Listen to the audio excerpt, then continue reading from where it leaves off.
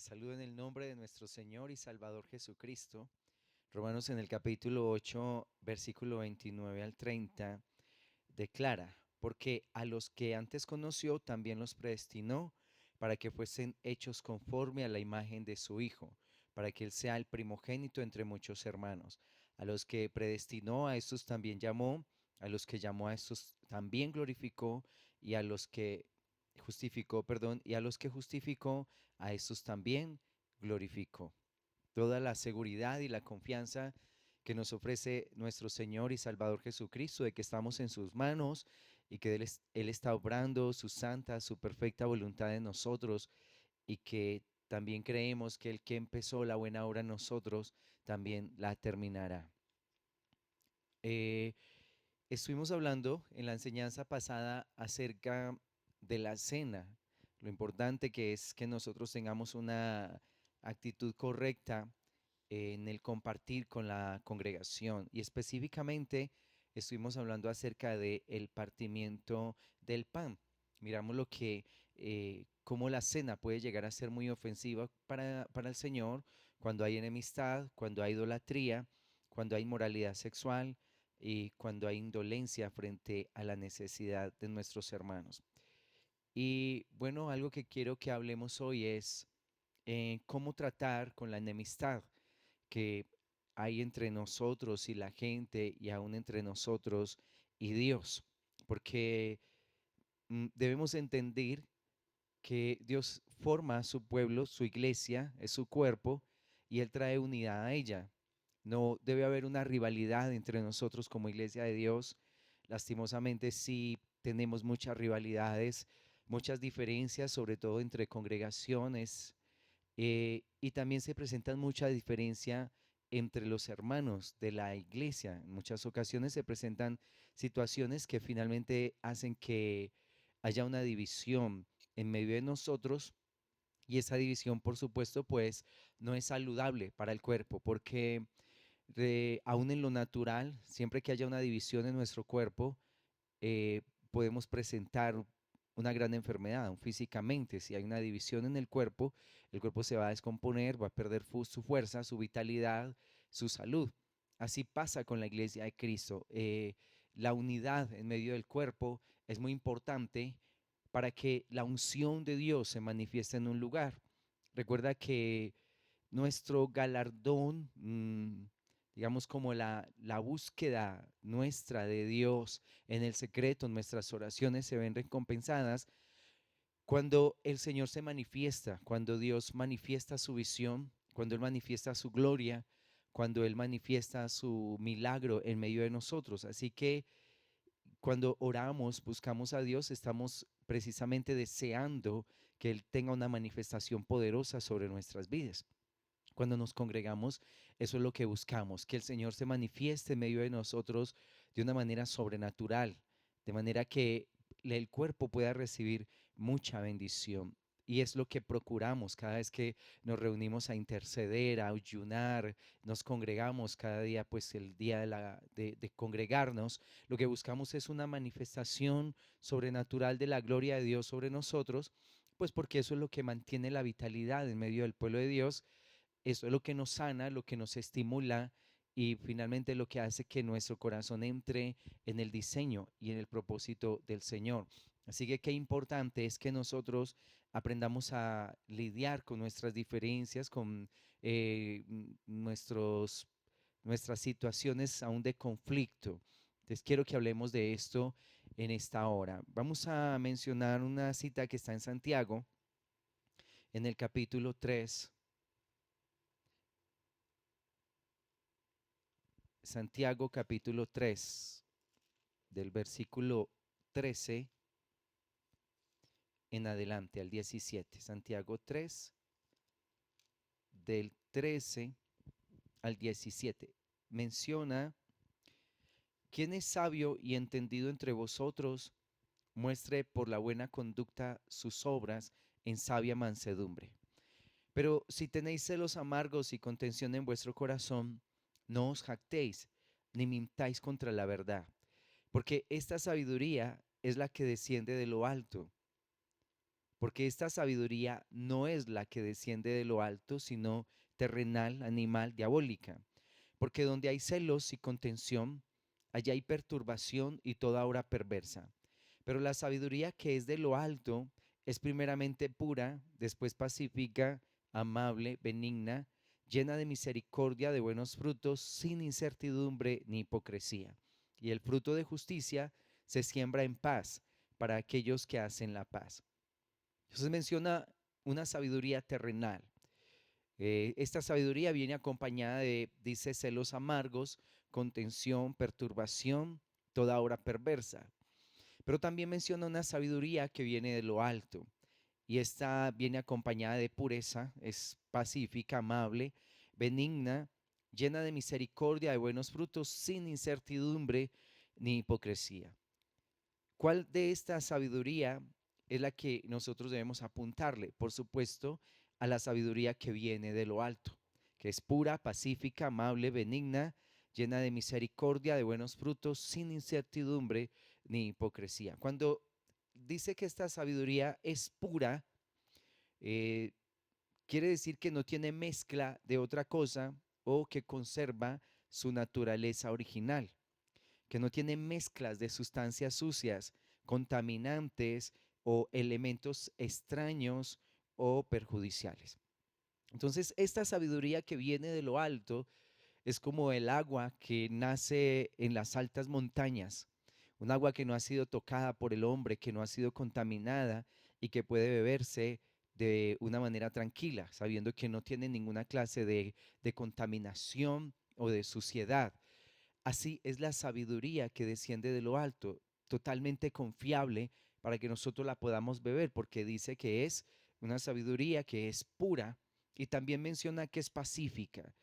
Pacífica es que no usa la violencia o que no tiene o que no es propenso a fomentar el conflicto, que no es opositora ni es contradictor, que es una persona o esta palabra pacífica tiene que ver con alguien que no se altera en su ánimo y si lo hace, pues tiene la capacidad de retener como su impulso, aún su ira, si es que está sintiendo ira, su enojo, para no dañar o no ser nocivo a las personas que están a su alrededor. Menciona que es pacífica. También es amable. Amable es que se comporta con agrado, con educación y afecto hacia los demás. Benigna, que se caracteriza por mostrar buena voluntad, comprensión y simpatía hacia una persona o hacia un grupo al que manifiesta gracia, ternura, compasión, también amabilidad, integridad y gentileza con sus prójimos sin crear distinciones. Menciona también que esta sabiduría eh, es llena de misericordia. Y la misericordia tiene que ver con la compasión que yo siento hacia los demás, especialmente hacia las personas que sufren o hacia aquellos que padecen una necesidad. Y también tiene que ver con un trato compasivo, un trato que va acompañado de perdón y de reconciliación. Dice que no tiene incertidumbre y tampoco tiene hipocresía. Y la incertidumbre es falta de seguridad, es falta de confianza o de certeza sobre algo. Y hipocresía, fingimiento de cualidades o sentimientos contrarios a los que verdaderamente se tienen o experimentan, que finge ser lo que no es. ¿En qué cosas? En sus virtudes, en su creencia, sus ideas, sus sentimientos, etcétera. Entonces, menciona varias cosas, a ver, una, dos, tres, cuatro, cinco, cinco cualidades que tiene la sabiduría que viene de lo alto y menciona dos que no tiene la sabiduría de lo alto, que es la incertidumbre y la hipocresía.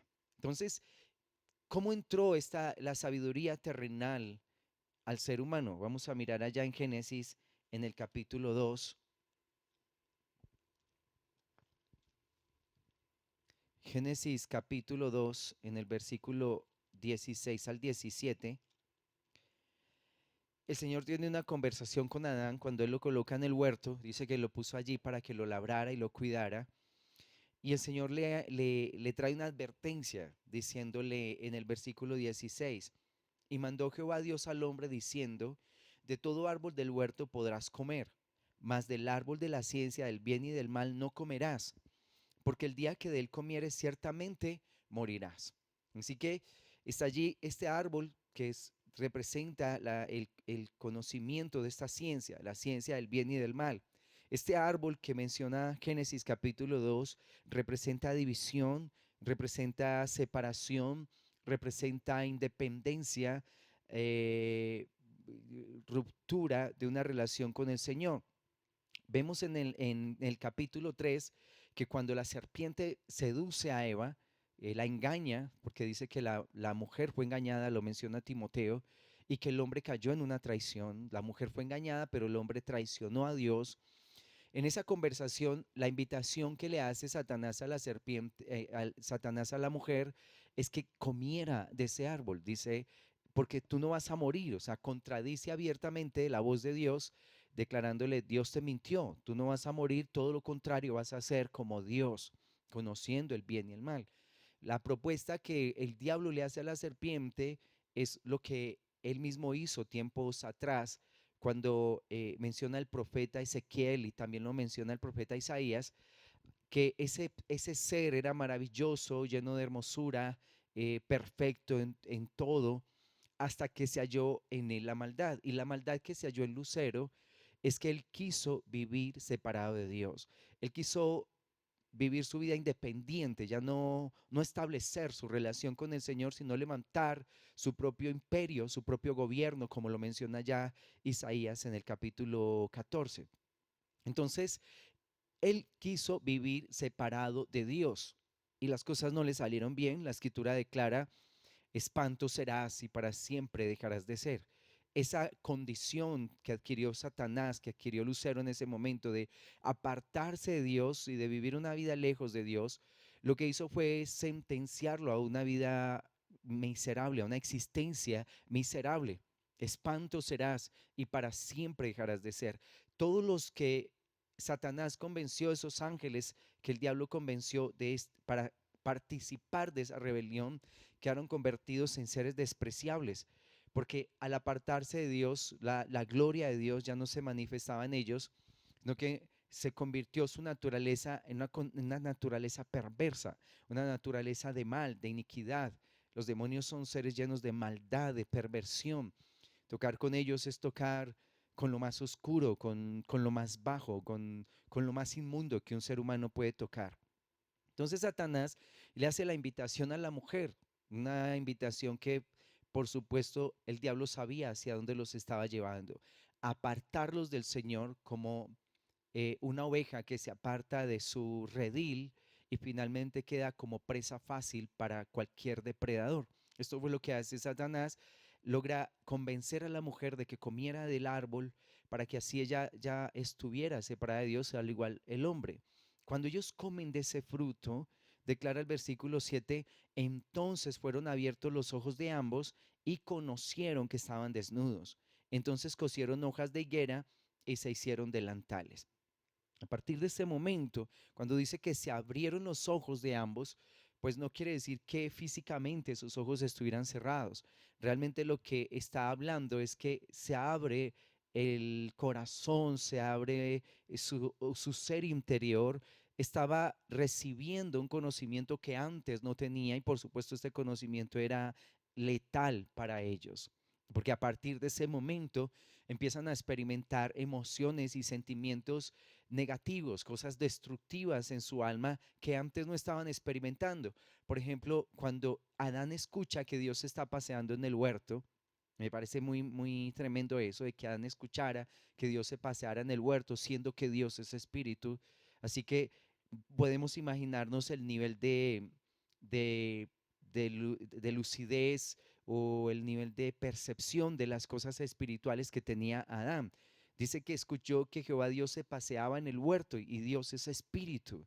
¿Y cómo puedo yo percibir la presencia de Dios si Él es espíritu, a no ser que todavía el ser interior de Adán estuviera muy consciente de la presencia de Dios en ese lugar?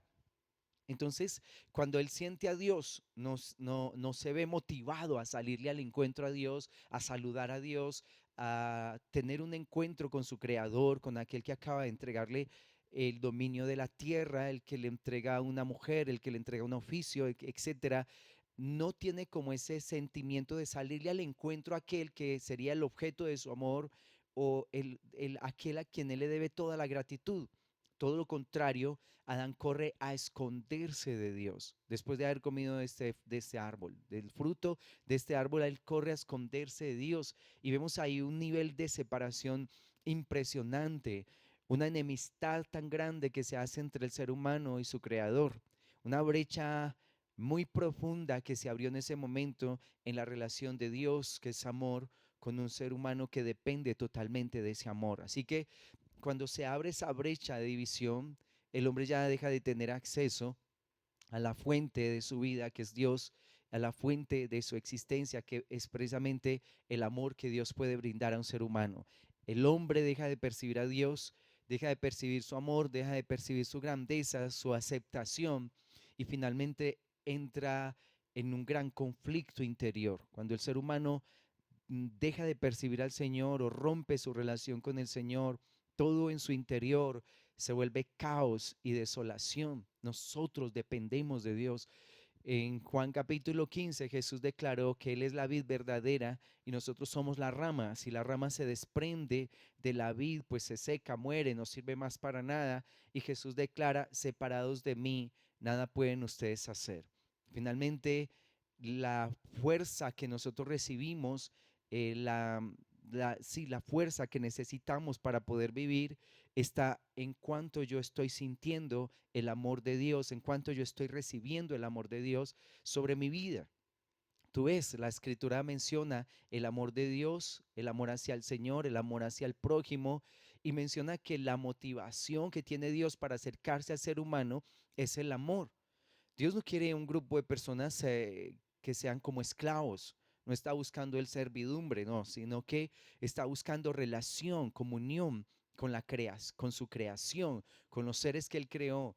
Y todo ser humano eh, responde positivamente al amor, aún hasta los animales, las bestias salvajes, cualquier ser sobre la tierra tiene una reacción muy positiva a las manifestaciones de amor. Entonces, cuando el diablo sabía que si separaba al hombre de Dios, que si dañaba su relación con el Señor, que si lo apartaba, lo iba a convertir en lo mismo que él era, como en un espanto. Iba a lograr causar una gran herida en el corazón del ser humano. Así que fueron abiertos sus ojos, conocieron que estaban desnudos y allí menciona pues que se hicieron delantales, empezaron a tener vergüenza en su corazón, empezaron a tener la percepción del cuerpo de una manera aún diferente, empezaron a ver lo que está a su alrededor de una manera muy diferente a como se ve desde Dios. ¿Cómo lo relata la escritura, la radiografía que da acerca del ser humano? Lo menciona allí en Romanos en el capítulo 3. Nos da un diagnóstico muy fuerte acerca de lo que el hombre, de la condición que adquiere el hombre después de haberse separado de Dios.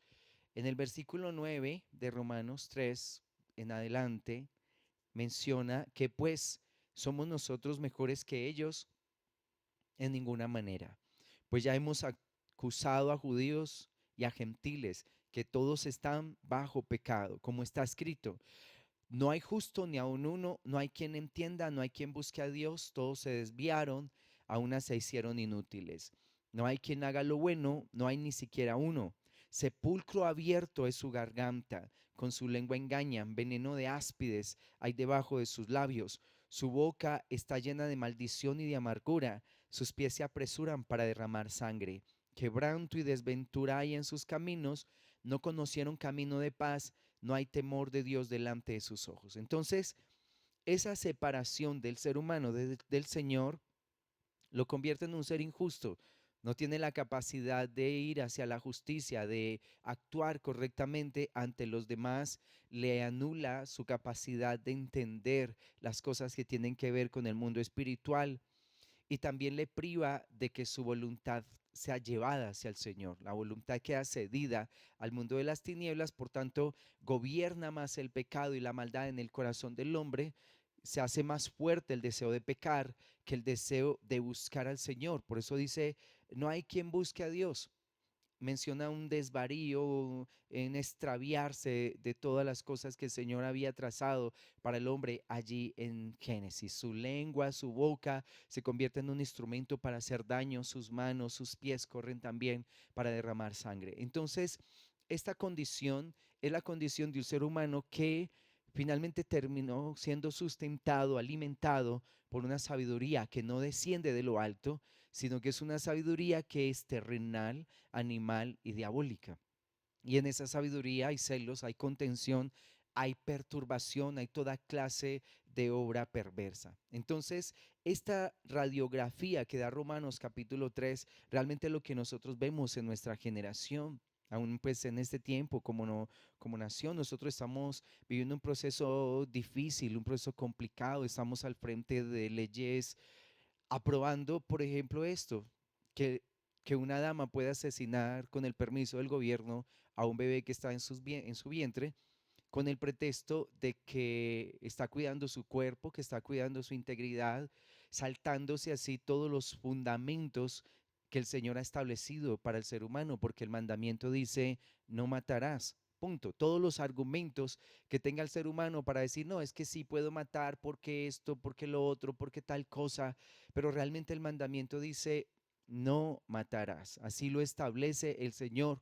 No importa cuántos argumentos tenga el ser humano para hacer su maldad y cuánto patrocinio tenga de los gobiernos, de las autoridades, porque son autoridades que no conocen la palabra de Dios y que en lugar de estimular leyes de muerte, debería estimular el conocimiento de la palabra de Dios desde los jardines hasta las universidades.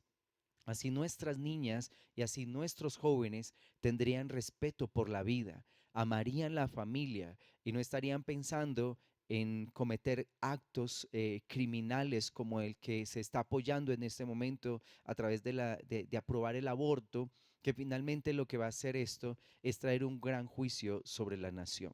Porque la escritura declara que Dios tiene sus ojos sobre la tierra. Dios está mirando el comportamiento del ser humano y esto está subiendo delante de él. Estamos matando a los inocentes al aprobar una ley como esta. Imagínate eso, las barbaridades que uno ve, bueno, de medio de todo.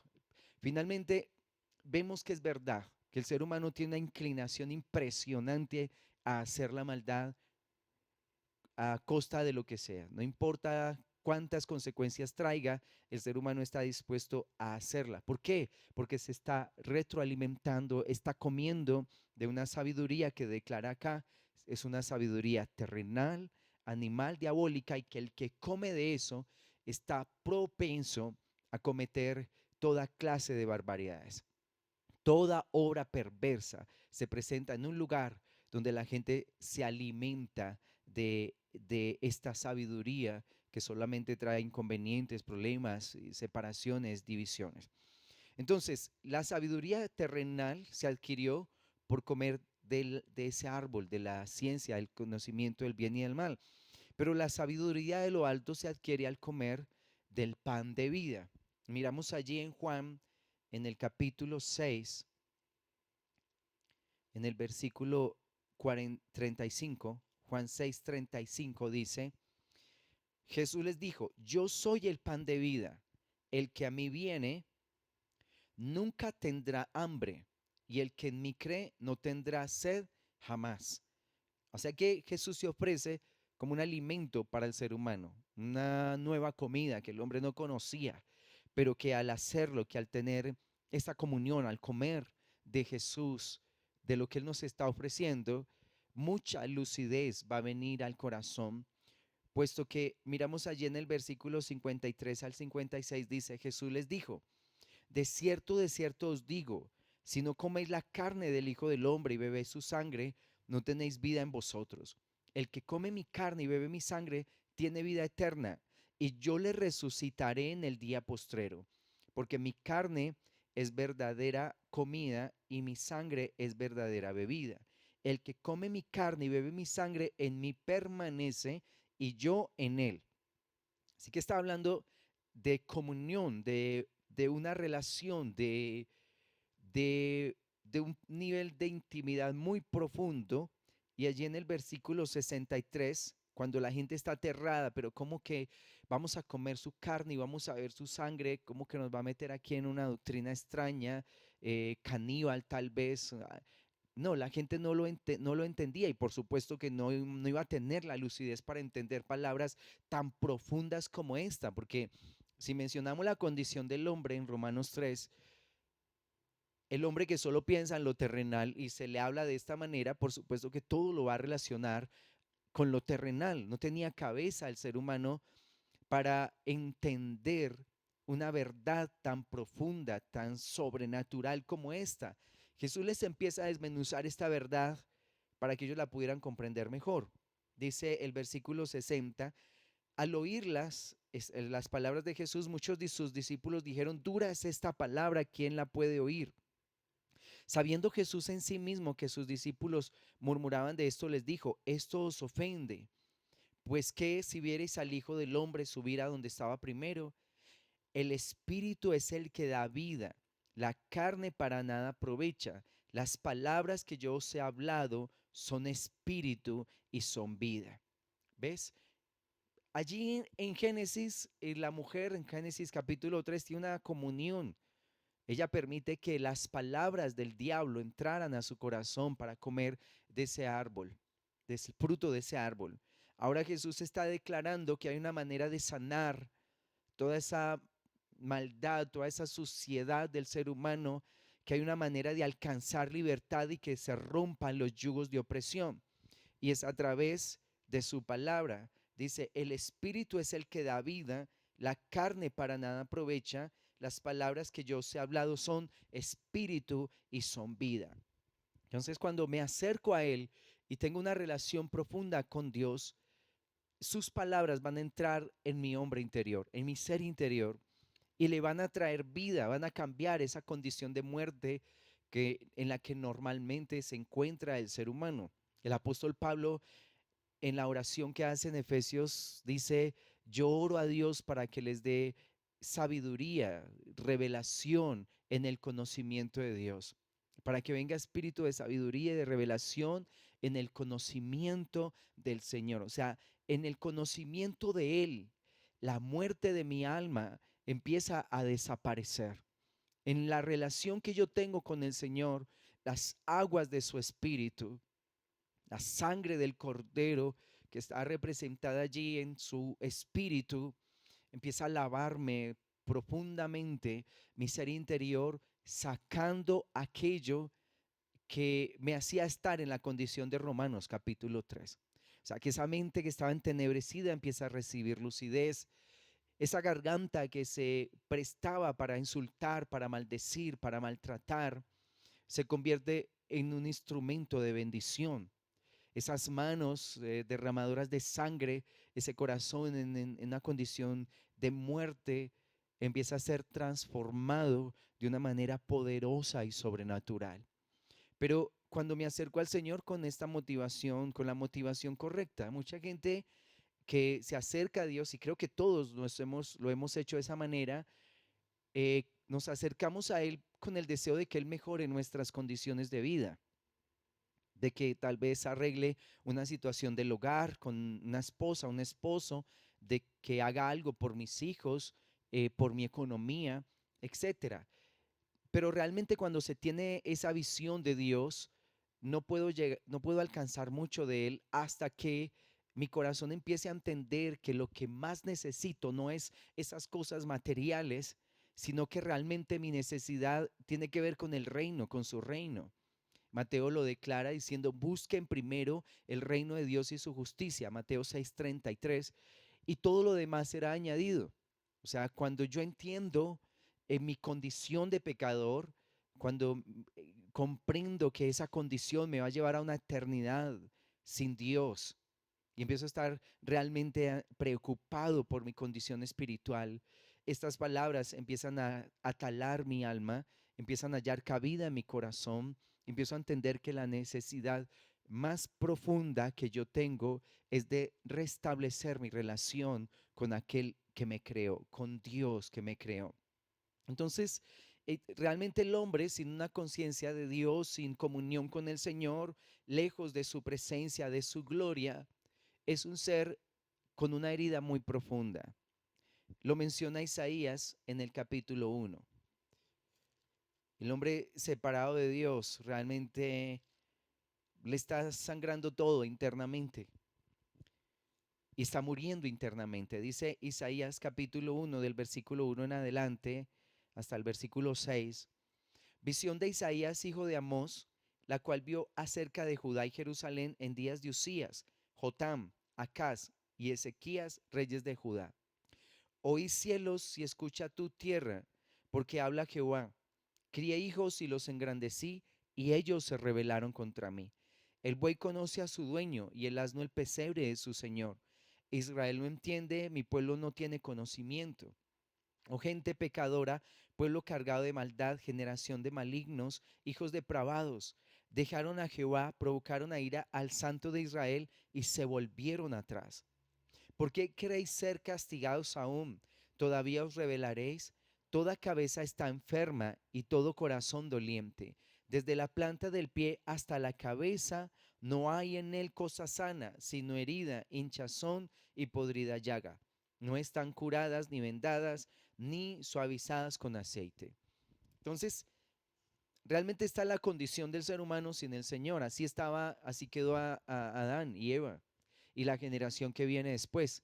Porque Romanos lo declara así, dice que por un hombre entró el pecado y ese pecado pasó a todos los seres humanos. Aquí el Señor está haciendo un reclamo a un pueblo que Él llama, que se le manifiesta a su pueblo Israel, que les dio estatutos, que les dio mandamientos, que le mostró su gloria, su misericordia, que les entregó una tierra prometida, pero que ellos dejaron la devoción a Dios, al Dios verdadero, el Dios de los cielos, para empezar a adorar al palo y a la piedra. Empezaron a entrar en una insensatez impresionante de, como lo declara Romanos en el capítulo 1. Ellos no le dieron gloria a Dios, ni le dieron gracias a Dios, se entenebrecieron en sus razonamientos y empezaron a adorar las imágenes de las cosas creadas. Pasaron a adorar un reptil, un cocodrilo, un león, la imagen de un león, la imagen de la luna, del sol. Una insensatez impresionante que entró en el corazón y eso hizo que empezaran a practicar unas maldades tan tremendas y que deshonraran entre sí, como dice la escritura, sus propios cuerpos. Entonces aquí menciona una herida por dejar al Señor, dice que está supurando desde la cabeza hasta los pies. Todo está herido en una persona, sin el Señor. Entonces, imagínate si a una clínica, a un hospital, entra una persona que está fracturada todo su cuerpo, pues por supuesto que él no va a consentir que le toquen una uña. Con solo que medio le pongan la mano encima, va a empezar a sentir mucho dolor. Y creo que tocando el tema de la enemistad, cuando mencionamos enemistad en medio de la iglesia, podríamos hablar de que parte de esa enemistad tiene que ver con que tal vez muchos miembros del cuerpo de Cristo están en una profunda herida y les duele mucho desde la cabeza hasta los pies, muchas cosas les duelen, de manera que aunque le ponga la mano encima, para medio le ponga la mano encima ya va a sentir dolor, porque como lo declara Isaías, si la cabeza, desde la cabeza hasta los pies, todo está hinchado y todo está supurando, todo tiene materia, eh, es una llaga que está supurando, pues por supuesto que si esa es la condición del corazón del ser humano, todo lo que está a su alrededor le puede causar mucha herida, aún el viento lo puede herir. Cuando el viento sopla sobre una persona que está quemada en su piel, pues va a sentir un dolor muy fuerte. Entonces, un ser herido es un ser que demanda de los demás, es un ser que requiere mucho cuidado, que no tiene la capacidad para soportar el dolor, que es lastimado fácilmente y que está en una posición de prevención. O sea, una persona muy herida es una persona que está también muy prevenida.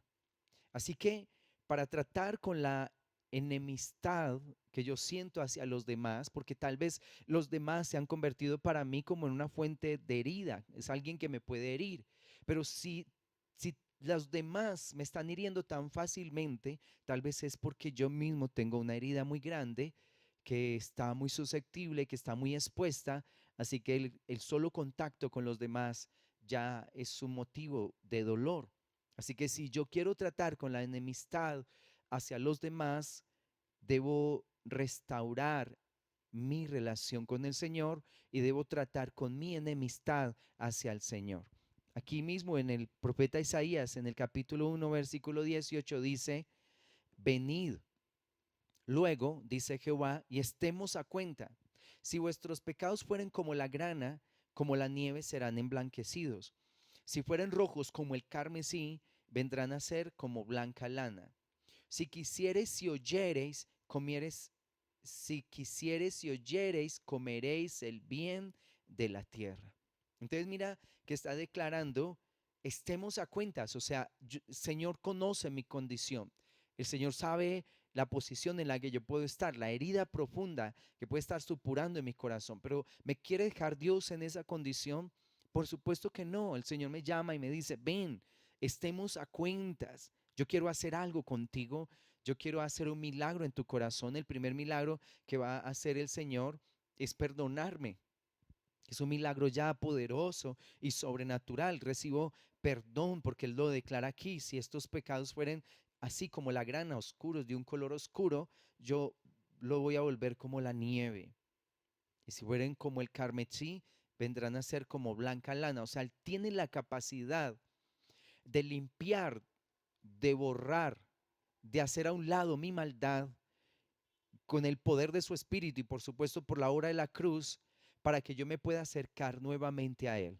Porque una de las, el beneficio más grande que trajo la muerte de Cristo Jesús en la cruz del Calvario es que hacia un lado mi pecado lo quita, lo borra, lo desaparece para que yo me pueda acercar con toda libertad a mi Padre. Si no me puedo acercar a Dios con toda libertad, por supuesto la herida jamás va a sanar. El pecado jamás va a menguar de mi alma, porque el pecado se entrona sobre mí, porque la maldad se entrona sobre el ser humano por la distancia enorme que tiene hacia el Señor. Entonces cuando el Señor dice, bueno, ¿qué le impedía a Adán acercarse a Dios según porque él se esconde de Dios, su desnudez? Entonces el Señor dice, vamos a dar una respuesta a la desnudez.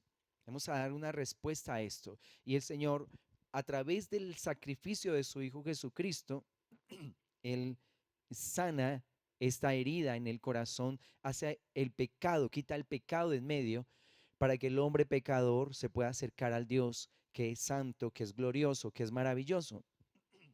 El pecado hacía una división, una separación entre nosotros y Dios, pero Él a través de la obra de la cruz trae esa respuesta para que yo me pueda acercar delante de su presencia. En alguna ocasión estaba muy inquieto por preguntándole al Señor por qué muere en una cruz. Porque Señor, ¿tú por qué moriste en una cruz? No, tu muerte no fue decapitado, no tuviste otra clase de muerte o apedreado, etcétera. Y él le hice esa pregunta al Señor durante varias veces, mucho tiempo le pregunté al Señor eso. Y en alguna ocasión estoy en un lugar, en un retiro, y empiezo a tener una visión de Cristo Jesús en la cruz del Calvario. Y allí en la cruz del Calvario el Señor está en una posición alta, está totalmente desnudo, su cuerpo está totalmente lacerado. Pero el Señor me enfoca en esos dos aspectos. Uno, que Jesús está totalmente desnudo. Desnudo pero cubierto. O sea, desnudo de ropas, pero vestido de sangre. Porque todo el cuerpo de Cristo Jesús estaba cubierto de sangre desde la cabeza hasta los pies, totalmente cubierto de sangre. Y el Señor empieza a hablarme acerca de esto, Cristo Jesús es exhibido en la cruz del Calvario de una manera pública, haciendo escarnio de él delante de toda una multitud. El ser humano cuando come del fruto corre a esconderse de Dios porque él está desnudo. El hombre es consciente de su desnudez. La presencia de Dios ya no estaba en él, ya no lo cubría, ya no estaba bajo ese manto de gloria. Así que esa desnudez que experimenta Adán allá en el huerto es la desnudez a la que es sometido Jesús. Solo que Jesús no se esconde. Adán pecó y Adán su desnudez lo lleva a esconderse de Dios, diciendo: tengo vergüenza de ti porque escuché tu voz en el huerto, me escondí porque estoy desnudo. Pero esa desnudez es puesta en el cuerpo de Jesús. Jesús no se esconde, Él no esconde su desnudez, sino que se coloca en un lugar alto donde es visible a todos. Todos pueden ver la desnudez de Jesús, pero es una desnudez que está cubierta de sangre. Y allí es donde Dios está dando una respuesta impresionante para ese sentimiento de desnudez que experimentó Adán y que por tanto también nosotros experimentamos, una vergüenza hacia Dios. Así que la desnudez del hombre la lleva Jesús en la cruz del Calvario, pero ya no se esconde, la manifiesta a todos de manera que se hace pública la desnudez, pero esa desnudez es cubierta con la sangre, con su propia sangre. Y así es como es cubierta nuestra desnudez. Por ese sacrificio perfecto, ese sacrificio lleno de amor, de gracia, de compasión que Cristo Jesús tuvo en la cruz del Calvario por nosotros. Así que, ¿qué es el mensaje de Dios, de Cristo Jesús en la cruz del Calvario? Tú no tienes que esconderte por tu desnudez, porque yo llevé tu desnudez en la cruz. Yo exhibí públicamente tu desnudez.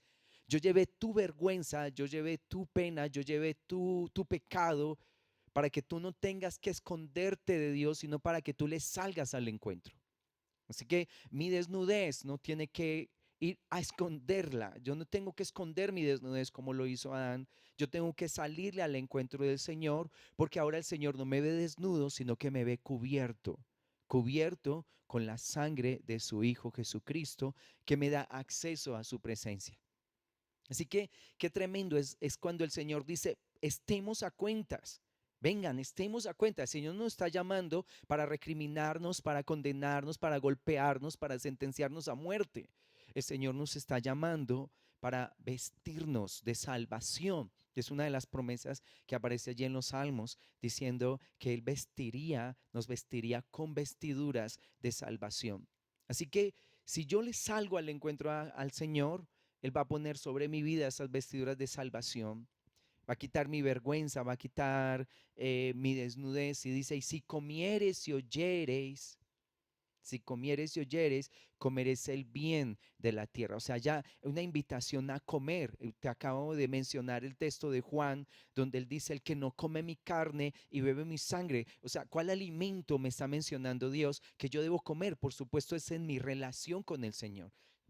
Y dice: no es de comer literalmente su carne, porque él dice: la carne para nada aprovecha, pero mis palabras son espíritu y son vida. Así que una manera de tratar la enemistad en la iglesia es que cada uno de los miembros del cuerpo de Cristo pueda tratar con su enemistad con el Señor, que le podamos salir al encuentro con Dios, que estemos a cuentas con el Señor, para que nuestra herida sea sanada, para que de la cabeza a los pies ya no estemos supurando, para que ya no estemos lastimados, porque Él tiene la capacidad de sanar la herida de la separación. Cuando una persona está herida, pues yo no la puedo tocar, pero si está sana, realmente, y alguien me puede coger hasta brusco del brazo, yo no voy a sentir dolor. Alguien me puede coger duro, pero yo no voy a sentir dolor. No me voy a sentir atropellado. Me puede saludar con un abrazo de oso, me puede aún estrujar, pero yo no voy a sentir dolor porque estoy sano. Estoy totalmente sano desde la cabeza hasta los pies. Mira, por ejemplo, este caso que está en Hechos, en el capítulo 9.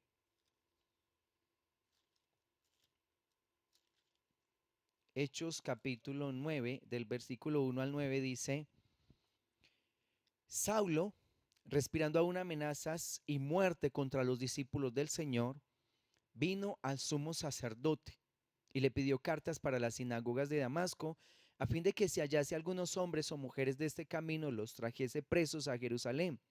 Mas yendo por el camino aconteció que al llegar cerca de Damasco, repentinamente le rodeó un resplandor de luz del cielo, y cayendo en tierra oyó una voz que le decía: Saulo, Saulo, ¿por qué me persigues? Y él dijo: ¿Quién eres, Señor? Y le dijo: Yo soy Jesús, a quien tú persigues. Dura cosa te es dar coces contra el aguijón. Él, temblando y temeroso, dijo: Señor, ¿qué quieres que yo haga? Y el Señor le dijo: levántate y entra en la ciudad y se te dirá lo que debes hacer. Los hombres que iban con Saulo se pararon atónitos, oyendo a la verdad la voz, más sin ver a nadie. Entonces Saulo se levantó de la tierra y abriendo los ojos no veía a nadie, así que llevándole por la mano le metieron en Damasco, donde estuvo 3 días sin ver y no comió ni bebió. Entonces hay una pregunta que Saulo le hace a Jesús y le dice: ¿quién eres, Jesús? ¿Quién eres, Señor? Perdón, ¿quién eres, Señor? Y él le declara: yo soy Jesús, a quien tú persigues. Pablo no era consciente de que estaba persiguiendo a Jesús al perseguir a aquellos que Jesús amaba. Él no era consciente, no dimensionaba el amor de Dios por un pueblo, y él estaba aborreciendo lo que Dios amaba. O sea, Pablo no era consciente de esto, que él estaba aborreciendo lo que Dios amaba, y tampoco entendía que él mismo, que Pablo, que Saulo, era muy amado por el Señor. Entonces mira eso.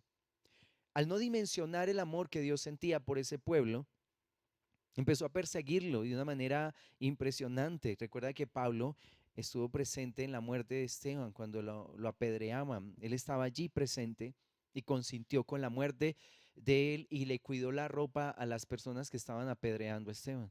Así que estaba siendo partícipe de estos asesinatos, y ahora está en un gran odio, en un gran resentimiento, y él era defendiendo una religión, estaba defendiendo una cultura, pero él poco sabía de lo que se estaba moviendo en el mundo del espíritu.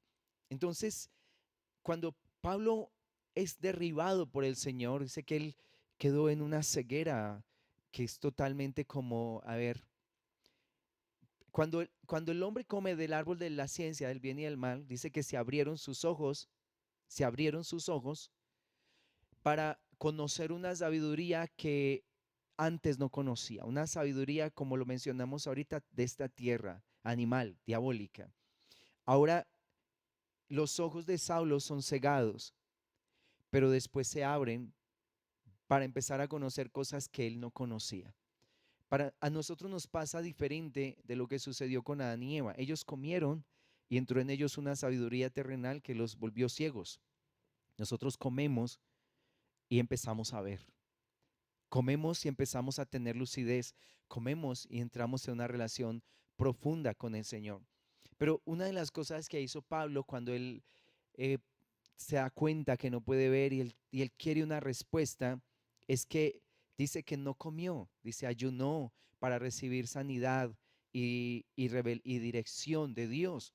Y creo que esto es muy saludable para un pueblo, que un pueblo, cuando es consciente de su ceguera, cuando es consciente de su herida, de su enemistad con el Señor, pueda entrar en tiempos de ayuno, pueda buscar al Señor con intensidad, diciéndole: Señor, háblame, muéstrame qué hay detrás de esto que yo siento, qué hay detrás de mi dolor. Y levántame con tu poder, con tu gracia, dame una visión de qué es lo que sigue para mi vida. Así Saulo empieza a humillarse delante de Dios, y allí en el versículo 10 al 12 dice: había entonces en Damasco un discípulo llamado Ananías, a quien el Señor dijo en visión: Ananías. Y él respondió: heme aquí, Señor. Y el Señor le dijo: levántate y ve a la calle que se llama Derecha y busca en casa de Judas a uno llamado Saulo de Tarso, porque he aquí él ora y ha visto en visión a un varón llamado Ananías, que entra y le pone las manos encima para que recobre la vista. Así que mientras Saulo oraba, recibió visión, recibió una revelación de cómo iba a ser su sanidad, de cómo se iba a dar ese proceso de sanidad. Y allí es donde él ve al varón llamado Ananías. Entonces, cuando nosotros oramos, ayunamos y buscamos a Dios, el Señor va a empezar a traer una luz a nosotros. ¿Cómo aquel que es ciego puede volver a ver? ¿Cómo aquel que está herido puede ser sanado? ¿Cómo el que está oprimido puede recibir libertad? Y el Señor empieza a dar una visión, le muestra a Saulo cómo iba a ser su sanidad y su restauración. Y otra cosa que menciona el versículo 15 dice, y el Señor, porque el Señor le habla a Ananías y le dice, el Señor le dijo, ve porque instrumento escogido me es este para llevar mi nombre en presencia de los gentiles y de reyes y de los hijos de Israel. Qué tremendo. Saulo, el que perseguía a la gente, el que estaba ahí en contra del pueblo de Dios, entiende que él es un instrumento escogido. Se dio una palabra sobre su vida. O sea, Saulo no había sido diseñado para el maltrato, no había sido diseñado para dañar a la gente. Saulo era un instrumento escogido de Dios para ir a las personas. Y mira, toda persona sobre la tierra tiene un llamamiento, tiene una unción especial de Dios para llevar a cabo un plan, para llevar a cabo un propósito. No importa qué tan heridos nosotros nos encontremos, qué tan profunda sea la llaga, como lo declara allí el profeta Isaías, pero cuando el Señor nos abre los ojos, empezamos a entender que todos tenemos un llamado, que tenemos una visión, que somos instrumentos escogidos de Dios para llevar a cabo una labor importantísima, y es ir a aquellos que Dios ama. En el versículo 17 dice, fue entonces Ananías y entró en la casa y poniendo sobre las manos dijo, hermano Saulo, el Señor Jesús que se te apareció en el camino por donde venías, me ha enviado para que recibas la vista y seas lleno del Espíritu Santo. Qué tremendo que Ananías entiende esto. Dice, Saulo era un hombre sin Dios, un hombre sin revelación, un hombre sin sanidad en su corazón, pero Ananías es un instrumento para que Saulo recibiera vista y también no tiene ningún problema en romper una división con Saulo. Él lo veía como un perseguidor, un hombre al cual se le tenía miedo, pero Ananías le llama hermano Saulo. O sea, él rompe esa barrera en ese momento y se convierte en un instrumento de sanidad para este ciego. Tenía miedo, pero no tuvo problema, ni él está allá cuando Dios lo dirige. Mira que es Dios el que trae la unidad en medio del pueblo. Así que se rompe una división, una separación, cuando Ananías entiende que Saulo es un instrumento escogido de parte del Señor. Y otro caso especial que vemos, muchos son los casos, pero les voy a mencionar este también que está en Juan en el capítulo 4. Conocemos que allí se da la historia de la mujer samaritana. Del versículo 6 al 7 dice, y estaba allí el pozo de Jacob. Entonces Jesús, cansado del camino, se sentó así junto al pozo. Era como la hora sexta. Vino una mujer de Samaria a sacar agua y Jesús le dijo, dame de beber. Así que esta es una escena también muy importante que nos llena como de consuelo, que nos estimula también a estar allí con el Señor. Vemos que la mujer samaritana es una mujer especial, viene a sacar agua al mediodía. El mediodía no era el momento en que iban las damas a buscar agua, la buscaban en hora de la mañana, donde el sol no estaba golpeando tan fuerte.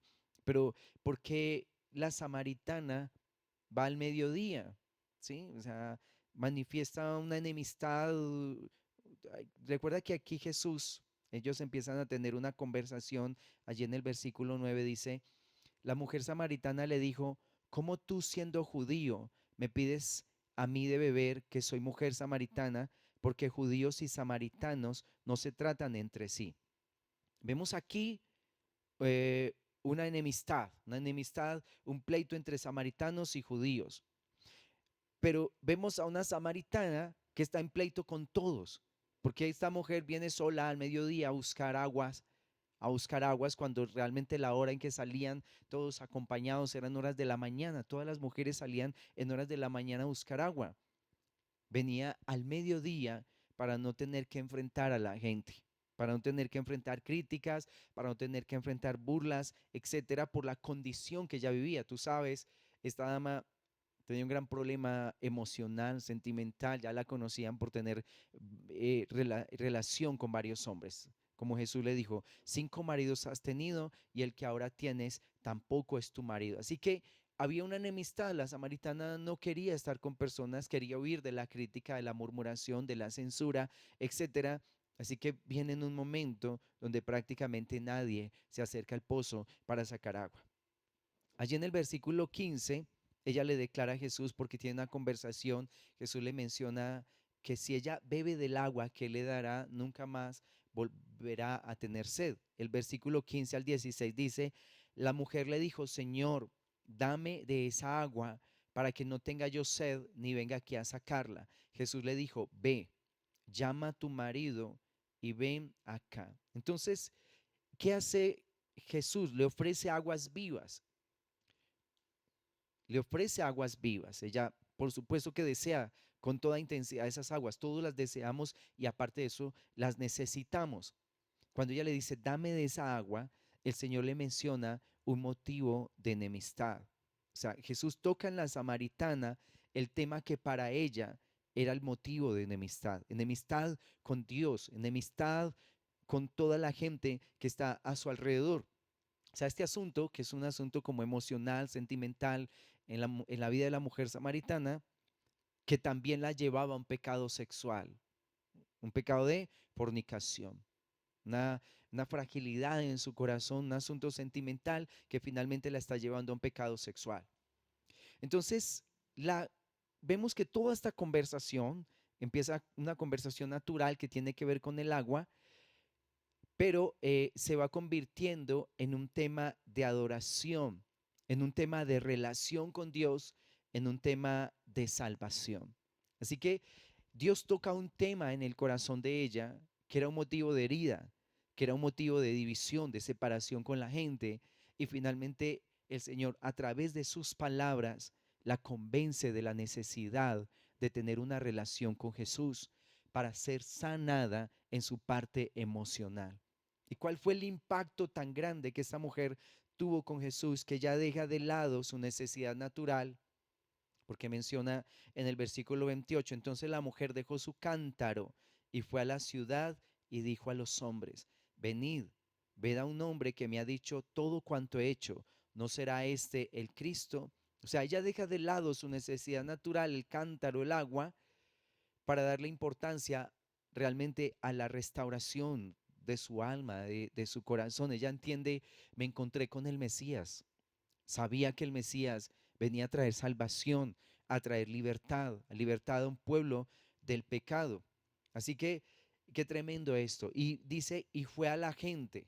Imagínate, cuando ella se encuentra con Jesús, ella corre a aquel pueblo del cual ella estaba huyendo, o sea, de esas mujeres, de esos hombres del que ella no quería tener nada que ver, que no quería relacionarse con ellos, pero ella corre a ellos, no para demandar de ellos respeto, ni admiración, ni aceptación, sino para llevarlos a Jesús. La mujer samaritana no corrió a ellos para obtener un lugar de reconocimiento, sino para llevarlos a reconocer a aquel al cual ella ahora en este momento estaba admirando, con el que se había encontrado y que había tocado algo tan profundo de su alma, que fue una sanidad tan impresionante la que ella recibe, que mira ya la libertad con la que ella se puede acercar a todos los seres humanos, a toda su gente allí en Samaria.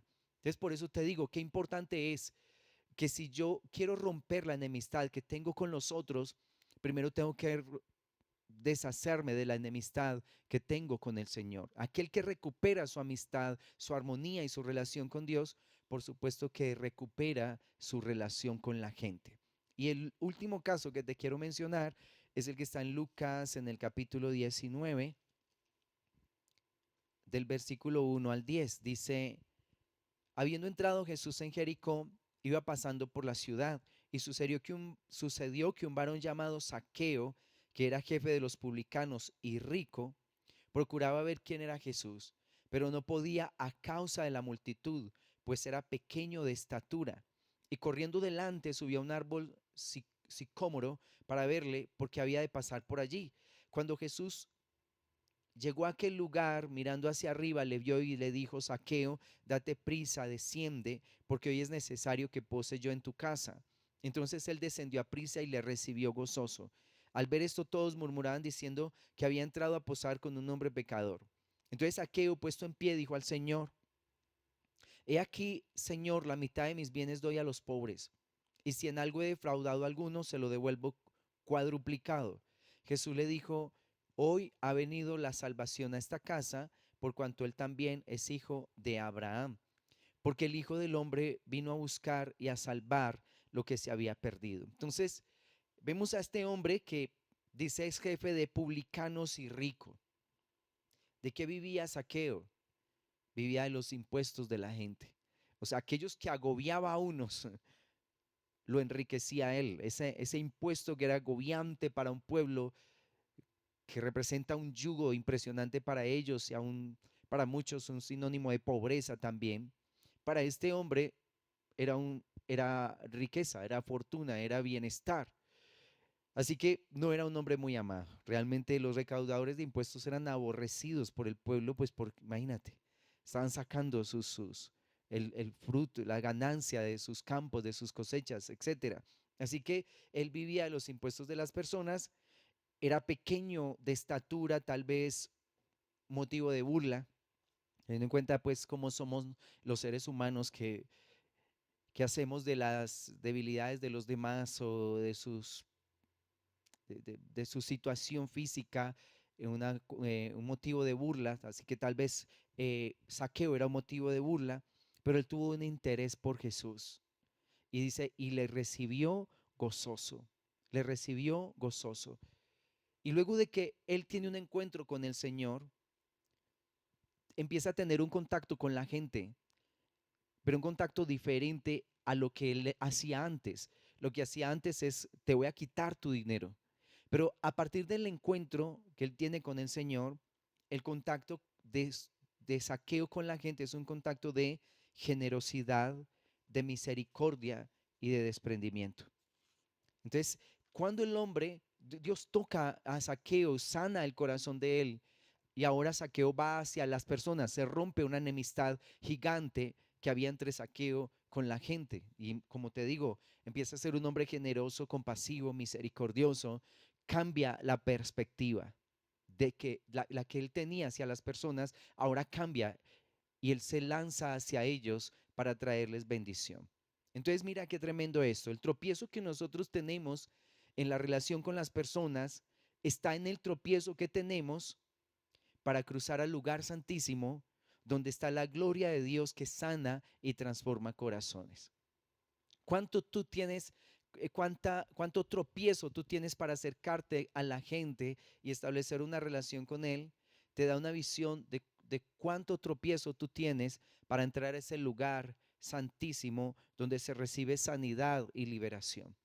Por eso, uno de los primeros puntos que quería tocar acerca de esto, de la enemistad y de cómo resolver la enemistad con el pueblo, es tenemos que tratar primero con nuestra enemistad hacia Dios, porque el que se reconcilia con el Señor también se reconcilia con la gente. Saulo era perseguidor. Cuando se encuentra con el Señor, él va a las personas. La samaritana tenía una gran diferencia con la gente, pero cuando se encuentra con el Señor, corre a un pueblo en una actitud de tenemos que tener salvación. Y cuando Zaqueo se encuentra con Jesús, las personas para él se vuelven entrañables, de tal manera que dice, les voy a devolver lo que les he robado.